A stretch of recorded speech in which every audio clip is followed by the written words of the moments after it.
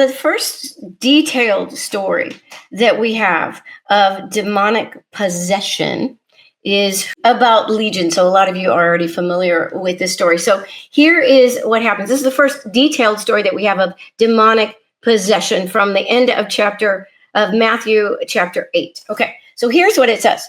And when Jesus came to the other side into the country of the Gadarenes, two demon-possessed men confronted Jesus as they were coming out of the tombs. They were so extremely violent that no one could pass by that way. And they cried out, so this is the demons crying out, "What business do you have with us, Son of God? Have you come here to torment us before the time?" What time do you think they're talking about? Now there was a herd of many pigs feeding at a distance from them, and the demons begged Jesus, saying, "If you are going to cast us out, send us into the herd of pigs." And Jesus said to them, "Go."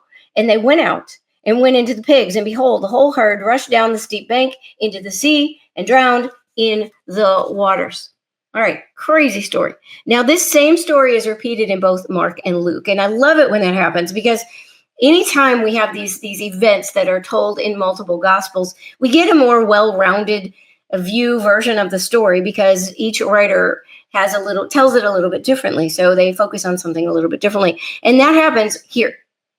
So I'm not going to do this for all the stories in the Gospels that we're going to look at tonight. But for this one, I do want to look at the other two versions of this because in this case, in this story, we learn something new in each one. Okay, so let's look at the next one, which is in Mark. This is the longest version of this. So let's see what it says here. What does Mark tell us? They came to the other side of the sea into the region of the Gerasenes. So you'll notice that sometimes it's called Gadarenes, sometimes it's called Gerasenes, same place. All right. Then Jesus got out of the boat, and immediately a man from the tombs with an unclean spirit met him. This man lived among the tombs, and no one was able to bind him anymore, not even with a chain, because he had often been bound with shackles and chains, and the chains had been torn apart by him, and the shackles broken in pieces, and no one was strong enough to subdue him. So constantly, night and day, he was screaming among the tombs and in the mountains and cutting himself with stones. So, wow, this is just crazy. So I want to point out some things here before we finish the story. So if you notice in Matthew, the story I read before, Matthew says that there are two men. Okay, so both Mark and Luke say they only talk about one man. So there are some people that say, oh, that's a conflict in the Bible. They're telling two different stories. I don't believe it is at all. I believe there were definitely two men. Probably one of the men kind of stood back and one of the men came forward and was the one who interacted with them. So both Mark and Luke just focus on that one man. Okay. So also notice that the demons in this man, they are affecting his behavior, causing him to cut himself. Okay. They are actually giving him superhuman strength. He is able to break chains. Wow, that is just crazy. Okay, let's continue. Seeing Jesus from a distance, the man ran up and bowed down before him, and shouting with a loud voice, he said, "What business do you have with me, Jesus, Son of the Most High God? I implore you by God, do not torment me." For Jesus had already been saying to this man, "Come out of the man, you unclean spirit." And Jesus was asking him, "What is your name?" And the demon said to Jesus, "My name is Legion, for we are many." There were many demons in this man. And the demon begged Jesus earnestly not to send them out of the region. Now there was a large herd of pigs feeding nearby on the mountain. And the demons begged Jesus, saying, "Send us into the pigs so that we may enter them." Jesus gave them permission. And coming out, the unclean spirits entered the pigs, and the herd rushed down the steep bank into the sea. There were about 2,000 pigs. And they were drowned in the sea. And the herdsmen ran away and reported it in the city and in the countryside. And the people came to see what it was that had happened. And when they came to Jesus, they saw the man who had been demon-possessed sitting down, clothed and in his right mind. The very man who had previously had the legion, all the demons. And the people became frightened. They're like, "What is going on? This has never happened before." And they actually begged him to leave. Like, why would you beg Jesus to leave after he did this amazing thing? All right, so let's go on to the next one, Luke. All right, I'm not going to read this whole thing because it's mostly the same, but there's a couple of things I want to point out. Okay, so they get to the Gerasenes. The man comes running down. He comes to Jesus and cries out. Let's see. All right, so then we're talking about the demon-possessed man. The demon had seized him many times. He was bound with chains and shackles and kept under guard, and yet he would break the restraints and be driven by the demon into the desert. So that really caught my eye, that phrase right there, that the demon would drive him into the desert. So this is another instance of the demon affecting his behavior. But I think this is such an interesting point, because people who are tormented by demons, the demons drive them into these bad, dark places, right? These dry places. Okay, they can do it physically. They can also do it to you mentally and emotionally. And so I just thought that was interesting how that was explained there. All right, and Jesus asked him, "What is your name?" And he said, "Legion," because many demons had entered him.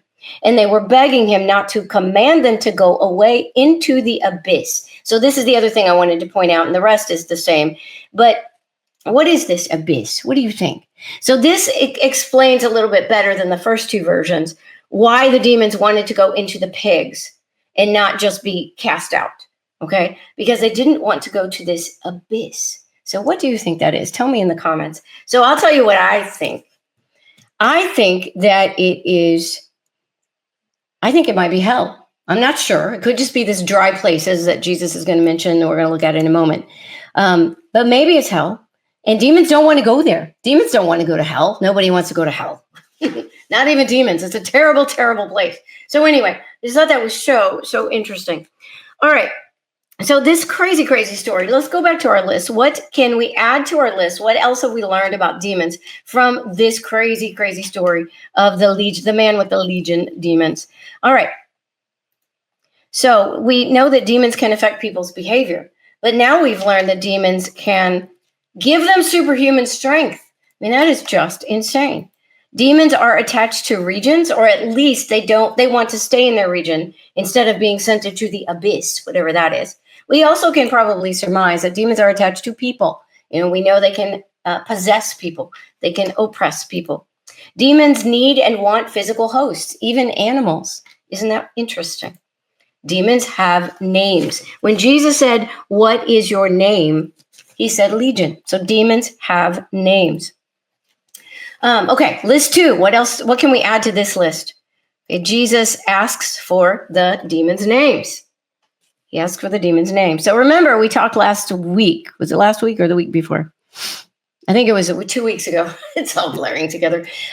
So yes, 2 weeks ago, we talked about these different kind of Leviathan spirit, the Jezebel spirit. Oh no, it was last week. Jezebel spirit, Python spirit, this charismatic thing that we do of naming spirits based on what they do and what their characteristics are. And I gave you some proof, some support from the Bible of Jesus doing this. Well, he asks for the name of this demon as well. And we're going to see this again tonight, that Jesus does indeed do this. He names the demons based on what they do, based on their characteristics. Okay. So, and then strangely, at the very end, the demons ask Jesus for a favor, and he concedes to them. He gives them what they ask for. So that's kind of weird, but I'm pretty sure Jesus already knew what was going to happen. He knew when they went into the pigs are immediately going to go drown themselves. And so there you go. The demons are again left without a host. And I guess they have to go to the abyss. So sorry, guys. So I almost think that Jesus was kind of playing around with them. He's like, sure, whatever, go ahead.